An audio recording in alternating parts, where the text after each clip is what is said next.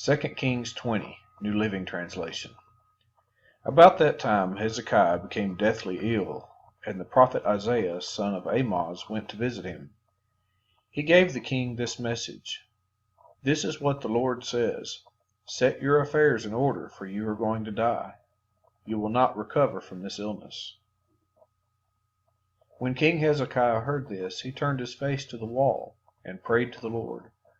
"Remember, O Lord, how I have always been faithful to you and have served you single-mindedly, always doing what pleases you." Then he broke down and wept bitterly.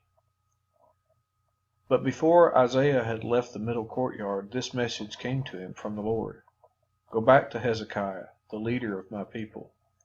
Tell him, this is what the Lord, the God of your ancestor David, says: I have heard your prayer and seen your tears. I will heal you, and 3 days from now you will get out of bed and go to the temple of the Lord. I will add 15 years to your life, and I will rescue you and this city from the king of Assyria. I will defend this city for my own honor and for the sake of my servant David."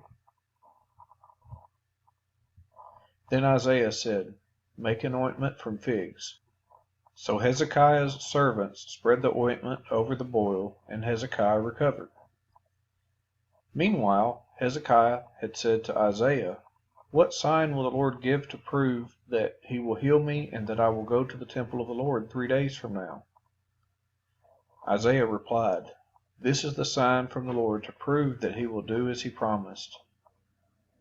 Would you like the shadow on the sundial to go forward 10 steps or backward 10 steps?"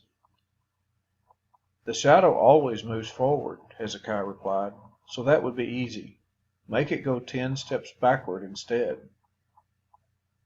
So Isaiah the prophet asked the Lord to do this, and he caused the shadow to move 10 steps backward on the sundial of Ahaz.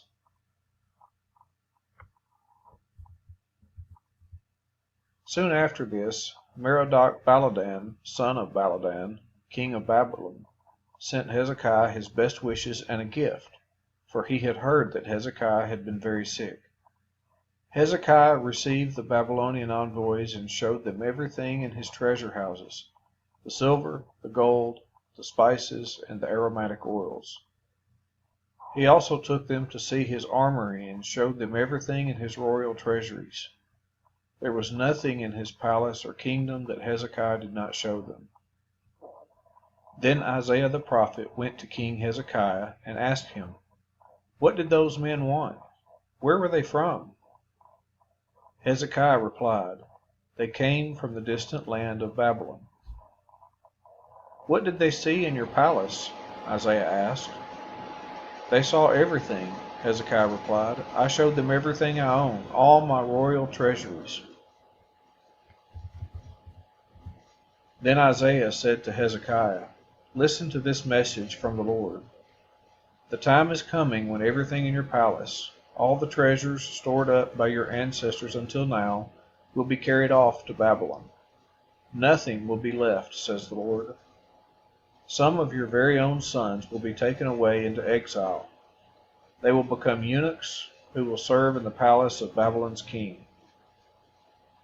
Then Hezekiah said to Isaiah, "This message you have given me from the Lord is good." For the king was thinking, "At least there will be peace and security during my lifetime." The rest of the events in Hezekiah's reign, including the extent of his power and how he built a pool and dug a tunnel to bring water into the city, are recorded in the book of the history of the kings of Judah. Hezekiah died, and his son Manasseh became the next king.